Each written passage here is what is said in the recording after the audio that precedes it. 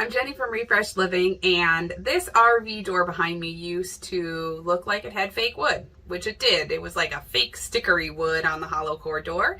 So I decided to give it a facelift and used plywood panels.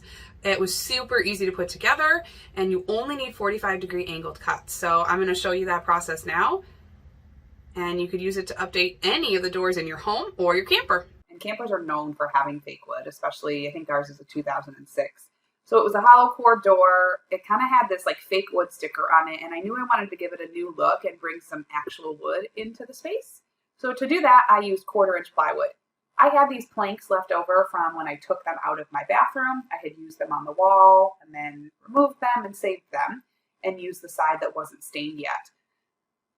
If you don't have planks laying around, you can just pick up 1/4-inch plywood from any home improvement store. I ripped mine down to 3-inch pieces, but you could really do any width you want to. To prepare the door, I primed it and then painted it. I primed it first only because the stickery or whatever material is used in campers is notorious for not holding paint very well. So I primed it first and then painted it with a color that I was going to be using on some of the other cabinets in the space.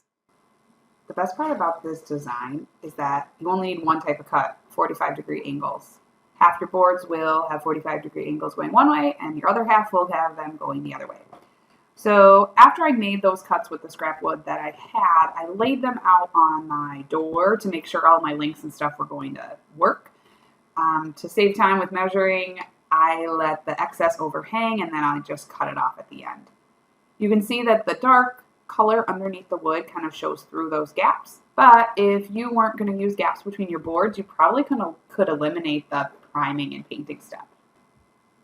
I'm really glad I took the time to dry fit the boards first, because I did end up having to move around a couple of the planks to make all of them fit and be long enough for the door.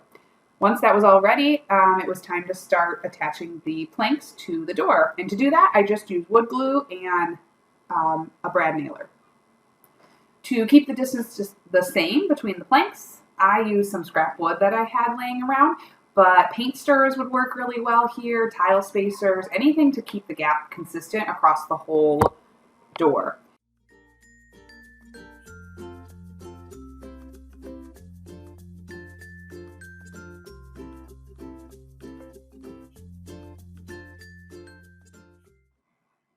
Because I took the easy way out and decided not to measure my boards to make them the exact size of the door, I had to cut them down at this step.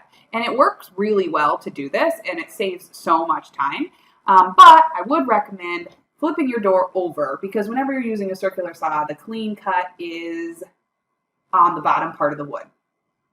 So don't be like me and just rush to be excited to finish. I can't tell you how many times I have done this, and then I realized later on that I didn't do it well. It didn't gunk up my boards too badly. The top and bottom had a few places pulled off, but I was able to fix it up just fine.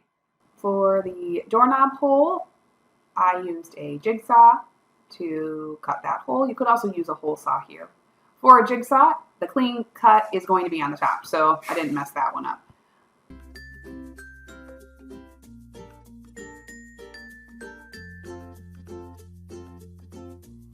Finally, the last step is to seal and finish the wood. I decided to use a oil-based polyurethane because I wanted a slightly warmer tone. It will change the color of your wood and make it slightly darker, even if you use a clear coat. If you don't want to change the color of the wood and you want it exactly the same, you'll want to choose a water-based polyurethane. That more sits on the surface, and it does not change the color of the wood, but it still gives you that clear coat and that durability. I love how it turned out. I think it looks way better than it did before, and I was able to use more of the planks in the rest of my camper. Speaking of that camper, I've done lots of other projects to give it a facelift and also remodeled a pop-up camper as well. So feel free to check out my blog, refreshliving.net, or head on over to my YouTube channel and see all my other RV makeover posts there. Thanks so much for watching.